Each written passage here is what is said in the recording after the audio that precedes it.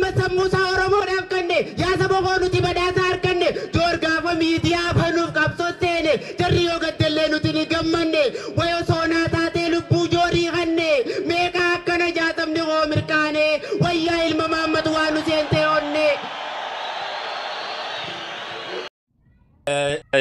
yaada obbo Jawaar Mohammad barreessan irratti kallattiilee adda addaatiin yaadonni hedduun ka'anii jiranii koomantiileen hedduun kallattii adda addaatiin dhufanii jiranii kanarra dhaabbachuudhaan gara madda walaabuutiin waan odeeffannee fi waan hubannee kallattiidhaan kan isin bira geenyudha. Keessaayyuu sa'aatii 21 keessatti yeroo ammaa kanatti koomantiileen 14,000 fi sheeriin 11,000 akkasuma immoo laayikii fi onnee dabalatee 69 sa'aatii 21 keessatti kallattiidhaan hordoftoota sooshaal miidiyaa fi akkasuma immoo deeggartoota Jawaar Mohammadii fi warra qabsoo karaa nagayaatti amananii fi isaan amanallee kan dinqisiise jechaadha. Yooyyaa nagaa sin daganne kun kan dhageeffachaa jirtan gara madda walaabuu miidiyaatiin kan isin biraan gahaa jirudha.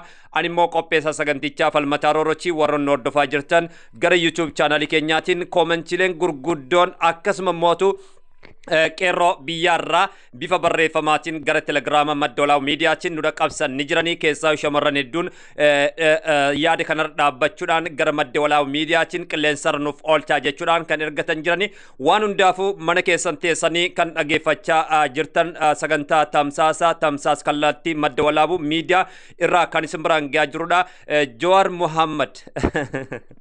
Jawaar Mohammad namoota hedduu namoota kaleessa kallattii adda addaatiin dhuguma dubbachuuf gara sooshaal miidiyaatiinis ta'e isa qeeqaa turanii akkasuma dhiyeenya kana kallattiilee adda addaatiin erga Jawaariin qeequu jalqabanii oolanii bubbulan namoonni hedduun kaleessa galgala dhiifama kan gaafatanis hedduu ture mee sanarras dhaabbachuudhaan kallattiidhaan isin biraan geenya waan hundaafuu kan dhageeffachaa jirtan gara madda walaabuu miidiyaatiin warroonni gara YouTube chaanalii keenyaatiin maatii nuuf hin ta'in maatii nuuf ta'a warroonni sabskraayibiin godhi sabskraayib nu gochuudhaan laayik gochuudhaan yeroo kamiyyuu ammoo viidiyoolee fi seenaaleen adda addaa kallattiidhaan akka isin dhaqqabu kallattiidhaan sheer nu gochuudhaan notifikashinii tuquudhaan nu jabeessaa isiniin jedha. Waa'ee wal jabeessuu kanarratti yeroo hedduu wanti taajjabaa jirru keessa gara TikTokii qofaan ta'uu hin qabu gara YouTubeetiinis dhaqxaniitiin viidiyoo laaluu danda'uu qabdanii kiyya qofaa miti kan ijoollee Oromoo kamiyyuu jechaadha miidiyaalee Oromoo kamiyyuu jechaadha. Kana gochuudhaaf immoo Google akkaawuntii qofa qabaachuudhaan mallaqaa miti wanti barbaachisu jechaadha. Daawwattoota keenya kan dhageeffachaa jirtan sagantaa tamsaas kallattii gara madda walaabuu miidiyaatiin isin biraan geenyudha. Haara galfii boodaan walitti deebinaa turtii gaarii isiniin jenna. Musa Oromoo dhafkanne yaasa boqoo nuti badhaasa harkanne joorgaafa miidiyaa banuuf qabsoo seene jarri yoo gaddellee nuti ni gammanne wayoo soonaa taatee lubbuu joorii kanne. Egaa walitti deebinee dhufnee irraa daawwattoota keenya akkuma jalqabarraa isiniif ibsuuf yaalletti waa'ee Jawaar Mohammad obbo Taayyee Dandanaa irra dhaabbachuudhaan gara sooshaal miidiyaatiin barreessan irra dhaabbachuudhaan kan isin biraan geenyudha. Anis qopheessaa sagantichaa akkuma jalqabarratti isiniif ibsee Falmataa Roorooti koomentiileen hedduun koomentiileen ajaa'ibsiisoon Magartuu Ibrahim Aanolee Online Marketing Abdeetaa yookaan Abdii Huseen Jawaar Mohammad akkasumas Seyfiddin Awwal Samiraa Yaadafaa Roobel Lammii Nageessoo Noolee Bilillee Carcar Muracha Ahmad Bale Abdii Geetaachoo Murtii Guutoo Hamza Haji Kiyaar Bashir Amin Dubro Osman Bayyuu Hayyu Oromoo Abu Musaab Gumaa Qeerroo Oromiyaa akkasumas namoonni hedduun barreessanii jiran daawwattoota keenya kan isin biraan gahaa jirru koomentiilee 11,000 olitti tilmaamaman koomentiilee 14,000 fi laayikii 69,000 onneelee dabalatee akkasuma sheerii 11,000 kan dabalate kan isin biraan gahaa jirru yaada hawaasaa barreeffama hayyuun siyaasaa Jawaar Mohammad barreessarra dhaabbachuudhaan kan nu dhageeffachaa jirtan galatomaa isiniin jenna. barreeffamichi akkas jedha walumaa galutti jechuudha Jawaar Mohammad barreeffamni isaa waan nama ajaa'ibsiisu kan sooshaal miidiyaan alachis odeeffannoon adda addaa kan dhaqqabe ni jira turtii gaarii isiniin jenna. Siyaasa biyya keenyaa keessatti wanti fokkisoon tokko namoonni fi murnoonni gaafa wal dhaban maatii waliin kan wal miidhanidha jechuudhaan yaada gara nyaattee kan barreesse hayyuu gameessaa Jawaar Mohammad daayireektara miidiyaa OMN bara 2014 rakkoo Oromoo fi Oromiyaadhaa hubachuun gara sooshaal miidiyaatiin Oromoo fi Oromiyaadhaaf ammatti kan barbaachisu uwwisa qilleensa miidiyaati jechuudhaan gaafa jalqabarraa ka'e qilleensa Oromiyaa nimbilisoomsa Oromiyaa nan walaboomsa olaantummaa gara sooshaal miidiyaatiin Oromoon qabu irra deebi'eetiin humneesse jechuudhaan kiyyeeffatee itti yaadee kan gabbe itti milkaa'e hayyuu gaanfa Afrikaa Jawaar Mohammadi. Siyaasa biyya keessaa fi biyya alaa keessattis dhageettii guddaa fi beekamtummaa gaanfa Afrikaa bira darbee ardii Afrikaatiif illee qabsoo gara miidiyaatiin godhame seenaa dilbii kan lafa gaafate Jawaar Mohammad ture. Siyaasa biyya keenyaaf jedhe barreeffamni kaleessaa gara sooshaal miidiyaatiin barreessuudhaan koomentiilee 14,000 fi laayikii 69 sheerii 11,000 sa'aatii 21tti kan gonfate taphataa sararduun fuuldura tapha siyaasa Afrikaatiif gara sooshaal miidiyaatiinis ta'e hayyuu siyaasa damee saayinsii siyaasaan eebbifame obbo Jawaar Mohammadi. Siyaasa biyya keenyaa keessatti jechuudhaan kan jalqabeesi taatee obbo Taayyee Dandanaa irratti raawwatameen wal qabatee kaleessa obbo Taayyeen Dandana Jawaar Mohammad dhadhaa dibaa ture moo maal jechaa ture kan jedhus gaafii hordoftoota sooshaal miidiyaati. Kana waan wajjin beeyin waan ta'eef irra darbuudhaan hayyuun siyaasa obbo Jawaar Mohammad maal jedhe kan jedhutti fuula deeffachuuf dirqamne jirra. Siyaasa biyya keenyaa keessatti wanti fokkisaan tokko namoonni yookaan murnoonni gaafa wal dhaban maatii waliin kan wal miidhan argina jechuudhaan gara nyaatteen yaadisaa kan barreesse Jawaar Mohammadi. Nuti warri qabsoo siyaasaa hojii godhannee filanne aarsaa fi wareegama dhuunfaan dhufu malu beekanne itti seenni jechuudhaan jala murtee sararee jira. Garuu ammoo jechuudhaan yaadisaa itti aansuun ibsatee jira. Eeyyen garuu ammoo haati abbaan adaadaan haati warra obbolowwanii fi daa'imman keenya murtii kana keessatti hirmaannaa yookaan qooda akka hin qabanne jala sararanii beekuu dhabuun garuu har'an tanatti immoo sun hin jiru jechuudhaan bifa gaafiitiinis gaafatee jira. Badii uumamuufis wanti itti gaafatamanis hin jiru jechuudhaan bifa gaafiitiinis yaadisaa kan dabarfate hayyuu xiinxalaa siyaasaa daayireektar miidiyaa OMN barreessaa koongiresii federaala Oromoo yeroo ammaa obbo Jawaar Mohammadi.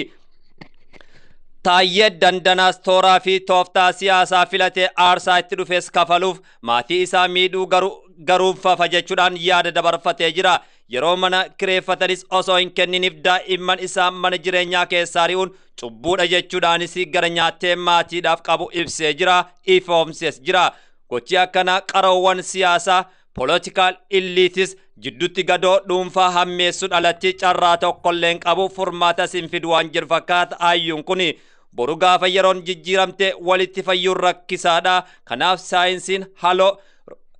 saayinsiin haloo yookaan immoo revenge politikaalsiin ammoo biyya balleessa malee biyya ni ijaaru jechuudhaan hayyuun kun ergaa isaa dabarfatee jira. Kan dhageeffachaa jirtan gara madda olaanaa miidiyaatiin yaadota kallattiilee adda addaatiin hawaasa irraa argannes kan itti fufuutaa turtii gaarii isiniin jenna. Egaa daawwattoota keenya akkuma jalqabarraa isinitti ibsuuf yaallatti sagantaa tamsaasa kallattii keenyaarraa kan irratti fuulleeffannu waa'ee Jawaar Mohammad irra dhaabbachuudhaan koomentiilee keessaayyuu kallattiilee adda addaatiin kaa'amanii kan isin biraan geenyudha. Anis qopheessaa sagantichaa falmataa roorrooti. Akkuma foddaa iskiriinii irraa argitanitti keessaayyuu laayikii 64 fi onniileen 5.9 kallattiidhaan cuqaafamanii jiranii koomentiileen hedduun akkasuma mootuu mallattoon jaalala mul'isaniif kabajaa mul'isan akkasumas immoo barreeffama isaarra dhaabbachuudhaan namoonni mallattoo keessaa gara nyaatti hedduu kan mul'isan 168 akkasuma kan mul'atudha. Koomentiileen hedduunis baay'inaan kan mul'atan jecha dhugaa dubbachuuf fi daawwattoota keenya gara madda olaanaa miidiyaatiin odeessaalee adda addaas kallattiidhaan kan isin bira keenyuta. Egaa daawwattoota keenya koomentiilee akkuma argaa jirtan adde magartuu maal jetteerti anolee online marketingii Abdii Hussein Oromiyaa irraa Johaara Mohammad Oromiyaa irraa akkasumas immoo yaaddaaf taaha maal jedha Oromiyaa irraa Nageessoo Loolee Samira Sheko Murata Ahmad Bosona Bale Hawi Sanyi Jawaar Abdi Getacho Oromiyaa irraa Murtii Guuto Oromiyaa irraa Hamza Haji Oromiyaa irraa maal jedha akkasuma dargaggoo Kiyaar Bashir biyya Dubaay Imireet irraa gaazexeessaa OMN durii Osmaan Baayyoo maal jedha akkasuma hayyuu Oromoos maal jedha kan jedhu koomentiilee hedduu Abu Musaab dabalatee Oromiyaa irraa koomentiileen hedduun nu dhaqqabanii jiranii gumaa qeerroo Oromiyaa gara sooshaal miidiyaatiin maal jedha koomentiileen hedduun keessaayyuu barreeffamoota yaada gurguddaa jira. Dhuguma dubbachuudhaaf hordoftoota keenya kanneen hordofaa jirtan sagantaa tamsaasa kallattiidha gara madda olaanaa miidiyaatiin kan isin biraan gahaa jiru falmataa roorrooti waan hundaaf walitti deebina turtii gaarii isiniin jenna. Musa Oromoodhaaf kanne yaasa boqoo nuti badhaasa harkanne joor gaafa miidiyaa banuuf qabsoo seene jarri yoo gaddellee nuti ni gammanne wayoo soonaa taatee lubbuu Akkuma isin hin jennetti kan dhaggeeffachaa jirtan gara madda walaa miidiyaatiin kan isin biraan gaa jirru keessaayyuu dhimma Jawaar Mohammad obbo Taayyee Dandaraar dhaabbachuun kan barreessedha. Magartuu Ibrahim Aanole on Market Line akkasumas Abdii Hussein Jawaar Saifuddin Awwal Samira Yadaf Kiyar Bashir Lammii akkasumas Bilillee Carcar Murata Ahmad Bosona Baalee Goytaachoo Murtii Guutoo namoonni kunniin hoo maal jedhan kan jedhus kallattiidhaan itti deebinaa turtii gaarii isin hin jenna. Online aanole marketing akkas jechuun dinqisiifannaa hayyuu siyaasaa Jawaar Mohammadiif dabarsee jira. Jawaar Mohammad dhuguma hayyuu addunyaati. Ati rabbiin umrii kee umrii harraa keessaa siyaa godhu jechuudhaan yaada isaa dabarfatee jira. Biyyuma abbaa isaa Oromiyaa irraa Abdataa Abdii Huseenis akkas jechuudhaan ergaa isaa dabarfatee jira. Namni akka kee itti gaafatamummaa namummaa itti dhagamu jiraaree jawwee garara bal'inna kee dinqii warra miidhaman kee milkaa'insa siyaasaa isaanitti fakkaate miidhamuu hin qaban jechuudhaan salphaa miti nuuf jiraadhu jechuudhaan yaada isaa dabarfatee jira. Biyyuma abbaa isheerra Jawaar Mohammad dhugaa keetii hayyuu keenya abbaa yakka hojjete itti gaafatamummaa dirqamaa garuu maatii isaatiif kabajattu mala jechuudhaan yaada ishee dabarfattee jirti. Haluma kanaan namoonni adda addaa kan akka Nageessoo Loolee dhugaa keeti ilma hayyuu nuuf jiraadhu abbaa kiyya abbaa nagayaa abbaa injifannoo jechuun Nageessoo Loolees ergaa isaa Oromiyaarraa dabarfatee jira. Eeyyengaa itti aansuun Bilillee Carcaris akkas jetti nagaa dhiigaa si obaase aannan obaasi jechuun mammaaksuma Oromooti jechuudhaan yaada ishii dabarfattee jirti. Irran isin deebina nama dhiiga si obaase aannan obaasi jechuun mammaaksuma beekamaadha jechuudhaan yaada ishii dabarfattee jirti. Haajii keenya bar ati duraanu rabbiin tolchee si uume namaa fi hammeenyan qabduu kan hamtuun sitti yaades kunoo akkanatti gaariidhaan galata galchitaa fi eessaan shiiraa fi shiirri jaraa si dandeessire jechuudhaan bifa gaafiitiin Bilillee Carcaris yaada ishee dabarfattee jirti. Abdii Geetaachoo Oromiyaa Jimmaa Abbaa Jifaarirraa akkas jechuun yaada isaa dabarfatee jira. Jawaar jedhe Jawaar ati nama addaati Taayyeen nama hundaa dura kan si qeeqe maqaa kee malee maqaasiif moggaasee si arrabsee fi si arrabsiisaa ture. Ati garuu hayyuu fi nama gara dhiifama qabudha. Ulfaadhu ammas gara dhiifama kan rabbiin siif haa qusatu jechuudhaan yaada isaa dabarfatee jira. Abdii Geetaachoo Oromiyaa irraa.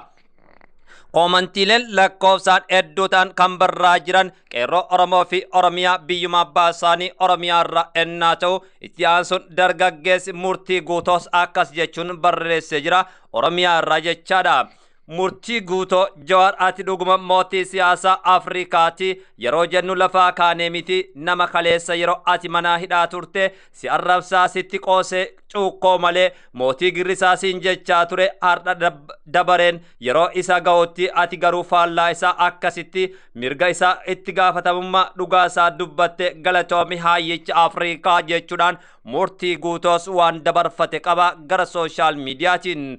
Hamza Haji biyya kaaba Afrikaarraa akkas jechuun barreesse hayyuun nama hima bar nama irraa dhaga'uttu hin jirre malee ati dhugraanu himtee bar abbaa haqaa jechuudhaan haqummaa fi hayyummaa Jawaar Mohammad irra deebi'ee dhugoomsee raggoomsee jira. Hamza Haji biyya kaaba Afrikaa Kaayiroorraa. Kiyar Bashir itti aansuudhaan biyya Dubaay irraa akkas jechuun ergaa isaa dabarfatee jira. Osoo Oromoon hundi akkuma kee kana ta'e ta'uu miti osoo akkuma yaada kee yookiin sima dhaga'e kun hundinuun dhufu ture jechuudhaan bifa gara nyaatteetiin dabarfatee jira. Ittuma aansuudhaan Amiin Durboo kutaa Ameerikaarraa dhugaa maatii isaa dhiisii Taayyee koottu keezii cuukkoo sana malee badii takka hin qabu jechuudhaanis yaada ergate jira.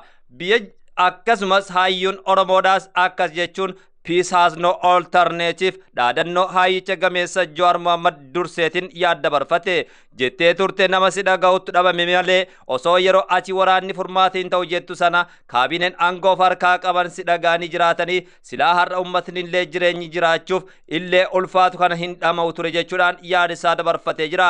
Ati dhugumatti nama siyaasaati Taayyeen akkasitti jechoota arrabsoon guutame si darbachaa tureef sagalee ta'uun kee guddummaa keeti hayyummaadha. You are fathers of Ethiopian politics nuuf jiraadhu jechuun adeeroo jedhe yaada isaa hayyoo Oromoos dabarfatee jira. Abu Musaab Oromiyaarraa akkas jechuun wallaahi dhugaa keeti anillee waan san argee si dura dhaabbachuu saalfadhee galatoomii hayyuu kiyya jechuudhaan yaada dabarfatanii jiran. Gumaa qeerroo Oromiyaas akkas jechuun dabarfatee jira. dursaawwiin aanaa fi sabni kee siif qabnu yaa Haji Jawaar Mohammad rabbiin umrii harraagessaa siif haa kennu jechuudhaan bifa eebba manguddummaasiin jalqabee gumaa qeerroo Oromiyaa. Ati bar nama addaa qofa osoo hin taane goota addaati. Oromoon goota lubbuun du'anii fi lubbuun jiran miliyoonata qabaatus kee kun adduma gootaa fi hayyuu akka keetii kan qabaachuun kennaa gabrummaa fi qoricha qabaachuudha jechuudhaan yaada dabarfatee jira. Namni har'aatti kallattiinis ta'u baatu alkallattii isaatiif maatii isaatiif illee sagalee ta'aafii jirtu kun waggaa 2 dura akka lubbuun tee baatuuf nama hawwaa turedha jechuudhaan yaada dabarfateera. Ati garuu faallaa isaatiin hidhamuun isaatiif maatii isaatiif akka hin rakkanneef beekamtii qabdutti fayyadamtee sagalee ol fuutee lallabaa fi jirtaa kun gamnummaa fi hayyummaa kee mul'isaa barnuuf jiraadhu jechuudhaan ergaasaa kan dabarfate biyya abbaa isaarraa gumaa qeerroo Oromiyaati kan dhageeffachaa jirtan gara madda walaabuu miidiyaatiin galatoomaa ulfaadhaa kutaan lammaffaan itti fufa. Sammuusaa Oromoodhaaf kanne yaa saba koo nuti badhaasa harkanne joorgaafa miidiyaa banuuf qabsoo seene jarri yoo gadde